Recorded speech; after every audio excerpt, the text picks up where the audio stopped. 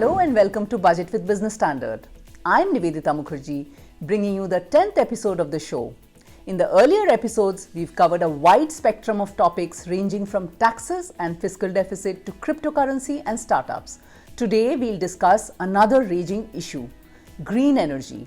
And as usual, we have a gripping interview on budget. There's much more. Keep watching.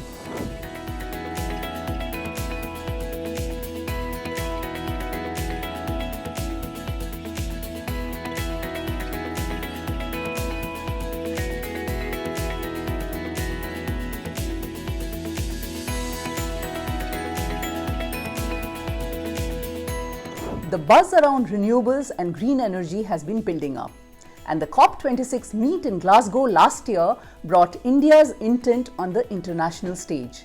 Shreya Jay tells us what the green watchers can expect from the budget next week.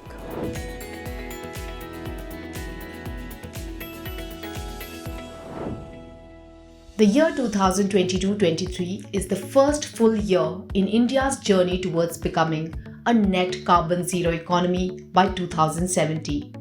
As announced by Prime Minister Narendra Modi at the COP26 Global Climate Conference last year, India plans to increase its dependency on green fuels and renewable energy sources and reduce its carbon emission. At COP26, India committed becoming a net zero carbon economy by 2070. Among key commitments were non-fossil fuel electricity generation capacity of 500 gigawatt by 2030, sourcing 50% energy requirement from renewable sources by 2030, a reduction of 1 billion tons in projected emissions by 2030, a 45% carbon intensity cut over 2005 levels by 2030, and Indian Railways becoming a net zero carbon emitter by 2030. Growth in India's renewable energy capacity in the past decade, specifically wind and solar power, has been significant. It increased from 39.55 gigawatt in 2014-15 to 92.5 gigawatt in 2020-21. The share of renewable energy in total installed capacity in the country grew from 14.3% to 24.53% during the same period. However, a manufacturing or financing ecosystem for green energy remains inadequate. India's solar sector primarily depends on imports, mainly from China, to meet its equipment demand. With a growing need for energy storage technologies, the import dependence is likely to increase further, with India lacking in gigawatt-scale battery storage manufacturing.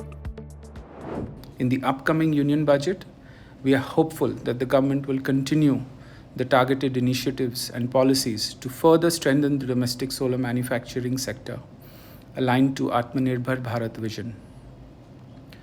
With India's growing importance in the international trade, global economics are looking at India to diversify their supply lines. Hence, it is important for domestic manufacturers to be incentivized.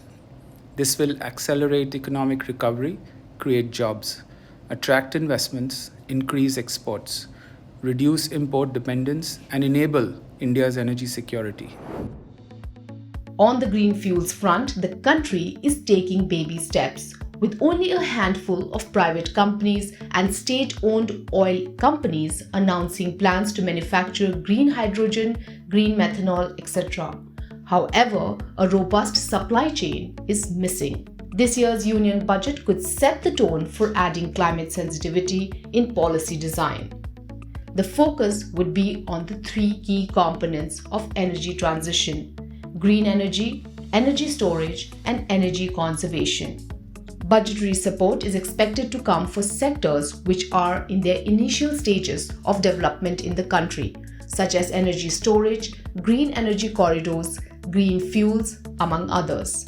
The renewable energy sector is expecting doles which could accelerate indigenous manufacturing, battery storage, and cheaper financing. Credit enhancement for energy conservation steps could be a key area. This could include promoting the ESCO or the Energy Service Company model, battery swapping, electric mobility in public transport. It is also expected the budget would lay emphasis on energy efficiency across industrial sectors in order to meet the target of reducing the country's carbon emissions intensity. After India's transformational climate commitments in Glasgow last year, I would expect that Budget 2022 will signal that grow first and clean up later is no longer a viable growth plan. I want that the budget announces something like a climate credit enhancement fund to help renewable energy developers tap into the huge bond market opportunity. I'd expect a new bioenergy mission that allows India to tap into its huge opportunities in bioenergy. I would want that subsidies for clean cooking energy be reintroduced for the most vulnerable communities. That GST rates for efficient, super efficient ceiling fans are reduced so that the households that are getting connected to electricity now start using the most efficient appliances. I'd expect some amount of money put towards the National Hydrogen Energy Mission to trigger pilots in green ammonia, green steel, in experimenting with new kinds of membranes and alternatives for critical minerals.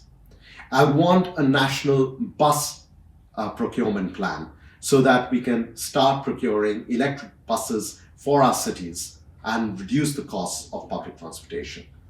And I would expect that a climate risk resilience fund is created to create the insurance cushion against severe climate shocks. If we can do all of this, we'll start signaling a very different growth pathway.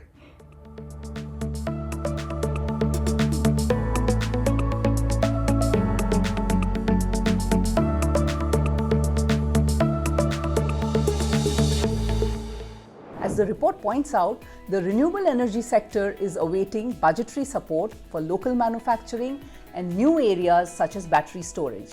Our guest, Jayati Ghosh, an eminent development economist, has spoken out in the past about what she called insincere green pledges by world leaders. On this show, Professor Ghosh talks about issues more relevant to the budget with individual Dhasmana.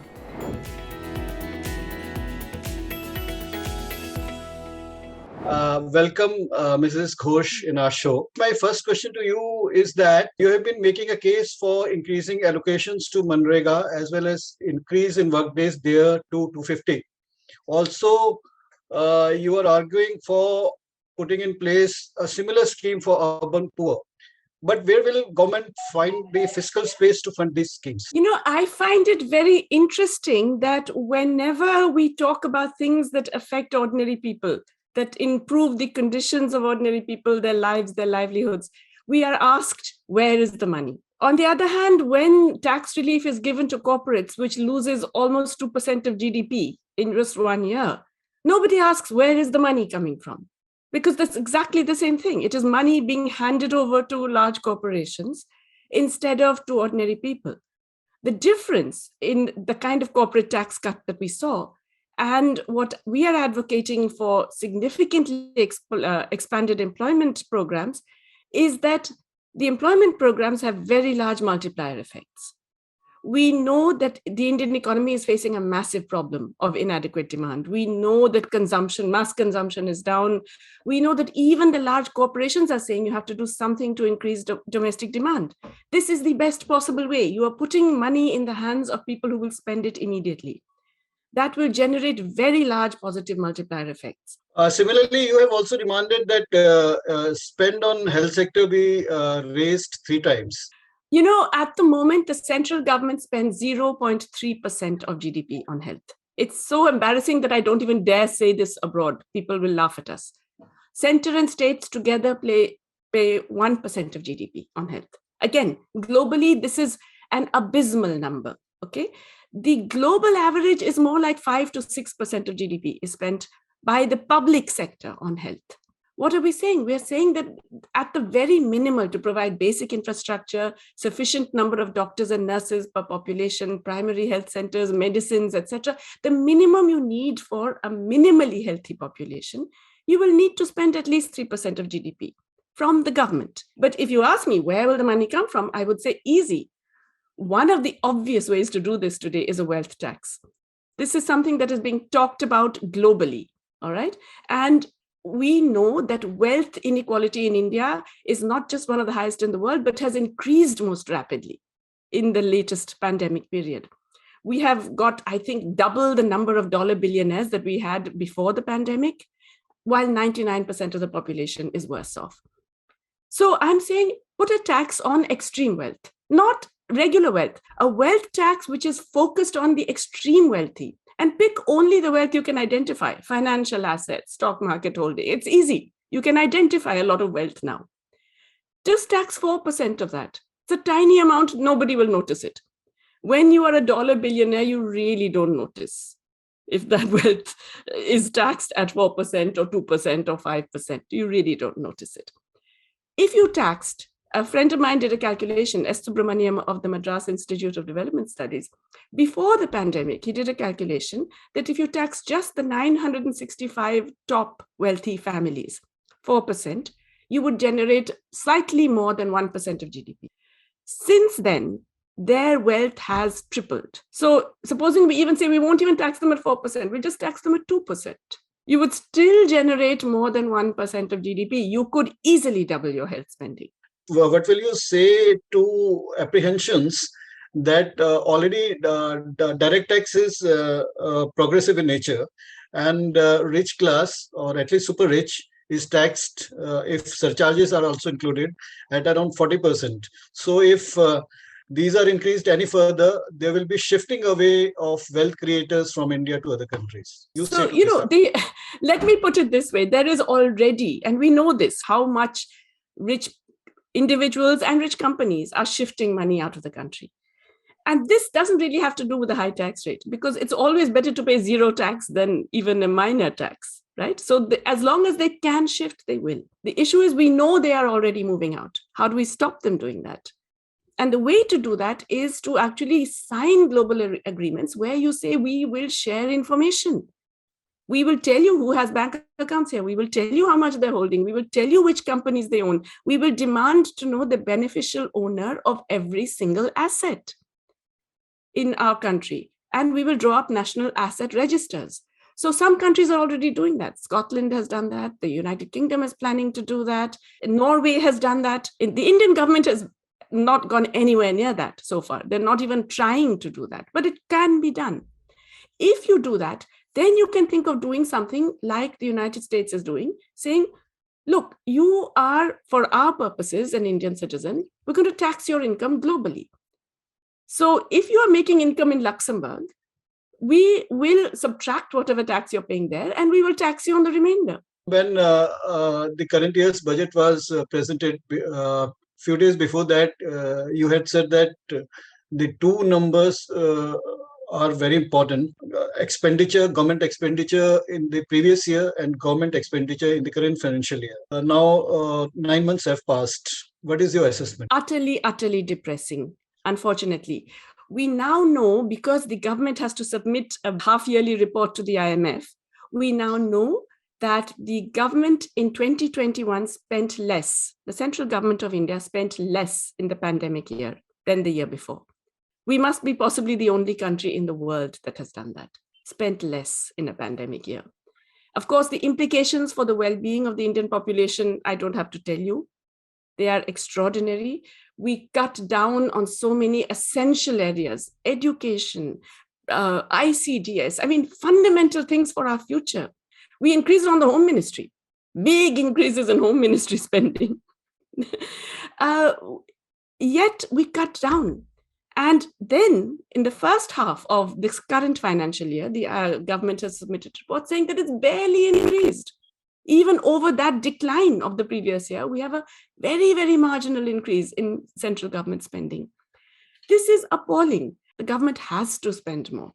That's the only way you will get a recovery. The budget is approaching now. Will you say the same thing, that the two numbers to be looked at, public expenditure in the current financial year and the next financial year?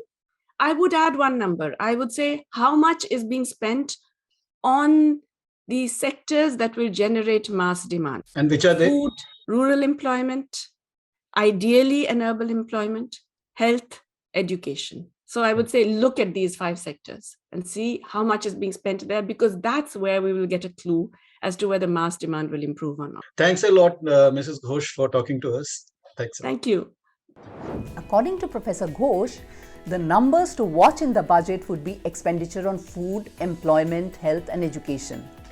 From expenditure to revenue, the next segment will present a data set to capture the universe of non-tax revenue, which is a crucial source of income for the government.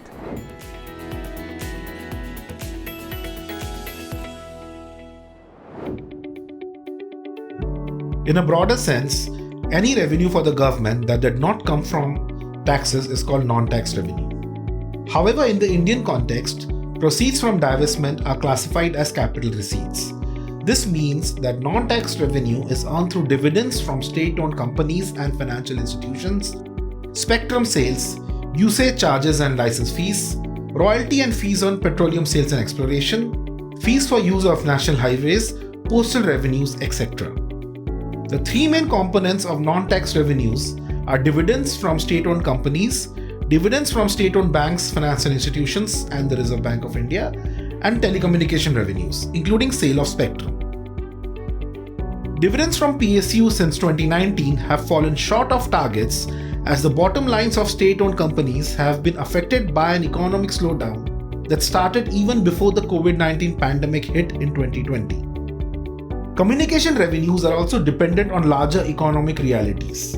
In 2020-21, the centre's plan to auction 5G spectrum was delayed due to the COVID-19 pandemic. The biggest contributor has been dividend from PSBs, state-owned non-bank financial institutions, and the Reserve Bank of India. A major chunk of this portion comes from the RBI, which is somewhat unscathed by economic realities. For the 2020-21-22 financial year, which is the 2020-21 accounting year for the RBI, the central bank transferred Rs 99,122 crore as surplus. This was for only 9 months as the RBI shifted from a July-June accounting year to an April-March accounting year in step with the government. The amount came as a welcome boost to the government. According to the 2021-22 budget, the estimates for revenue from dividends by the RBI and PSBs stand at Rs 53,510.6 crore. The surplus paid by the RBI alone surpasses that target by around Rs 45,611 crore. This is not the first time that the RBI has transferred a bumper dividend to the government. For its 2018-19 year, which was the centre's 2019-20 year, the RBI had transferred a whopping Rs 7.16 trillion, comprising Rs 1.23 trillion of surplus and Rs 52,637 crore of excess provisions identified under the revised economic capital framework. The excess reserve transfer was in line with the recommendations of the Bimal Jalan-led panel constituted to decide the size of capital reserves that the central bank should hold. The reason why such a sum was transferred and the panel was set up was rather acrimonious one. Throughout 2018, the relations between the Arun Jaitley-led Finance Ministry and Urjit Patel-led RBI were quite strained. The then Economic Affairs Secretary Subhash Garg had internally raised a demand that the RBI should not be holding excess capital reserves and that it should transfer Rs 3.6 trillion to the government. This was the flashpoint which led to a war of words between the two institutions. Like our lead story, the last segment of the show will focus on the green theme, but with a difference. Over the years, finance ministers have mentioned environment in their speeches in so many ways. Economic environment, political environment, external environment, you just name it. But when exactly did the green aspect of environment enter the budget lexicon? This is a collection that you won't like to miss.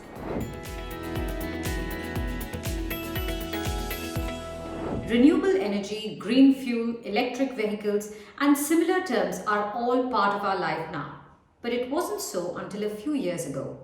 A reality check through the past budget shows that way back in 1957-58, the then Finance Minister T.T. Krishnamachari had spoken of environmental hygiene for the first time in any budget. He said it in the context of a new aspirational India. Imagine that, for more than a decade after that, there was hardly any mention of environment in budget. In the 1970-71 budget, then Prime Minister Indira Gandhi, who held additional charge as the finance minister, broke the jinx and brought environment to the center stage while mentioning the fourth five-year plan. When do you think was the next time that environment figured in the budget in any meaningful manner? You won't believe it. It took another 10 years. In 1982-83, Pranab Mukherjee described energy saving and protection of the environment as high priority areas. He also announced depreciation at 30% on devices and systems for energy saving or for minimizing environmental pollution. The following year, he allowed 100% depreciation on devices and systems for energy saving. Then came VP Singh's budget for 1985-86, where he cited then PM Rajiv Gandhi's vision to modernize India through education, environment, and science and technology. 2 years later, Rajiv Gandhi, holding additional charge of FM, himself reiterated the position and proposed green packages. While many finance ministers from then on have announced fiscal measures to check pollution and degradation of forests, here's something to jog your memory. It was Jaswant Singh in 2003-2004 who proposed to reduce the duty on electric vehicles from 16% to 8% on environmental considerations. Interestingly, almost 10 years later, Pranab Mukherjee announced exemptions and SOPs for parts used to manufacture electric and hybrid vehicles. Think about it. Now, about 10 years after Mukherjee's budget, India is yet to get its act together on EVs. In the more recent years, finance ministers have made their environment pitch again and again. Nirmala Sitharaman's task is a bit tougher with many promises to keep. Hope you enjoyed the 10th episode. See you on Saturday with lots more.